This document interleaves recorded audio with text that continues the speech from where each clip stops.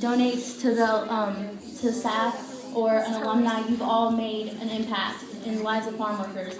But I'm here today to tell you how meeting the farm workers that I met while being a student organizer, how they impacted my life.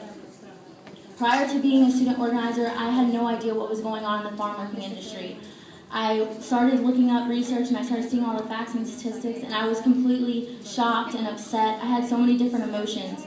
But once I went to visit the labor camp, I realized it's a completely different experience when you are actually there and you see what's going on in the labor camps. You see how little they have, and you see what they have to live through every single day.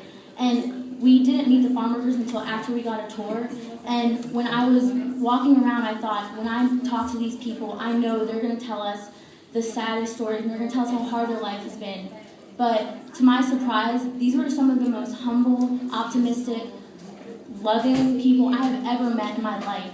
One of them told us his story about how he missed his children in Guatemala, and he hadn't seen them in 12 years, but he was so happy of the fact that he was giving them an education.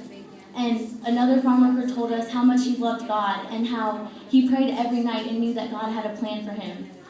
And at the end of our visit to the labor camp, we decided we would ask them one last question. We said, what's one thing you want us to tell other people about you or about farm workers? And this is how humble and selfless they were. They said, go out there, get an education, be happy with your life, and live to the fullest. And most of all, be thankful for the sacrifices your parents have made for you in your life. And it was at that moment that we looked around and we were all tearing up because we realized we're all in this together.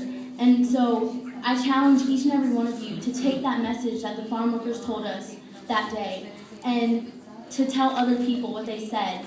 And most importantly, continue standing up for what you believe in. Whatever you do, be courageous, be bold, and never quit on anything. Because just as we're rooting for them, they're rooting for us. Thank you. The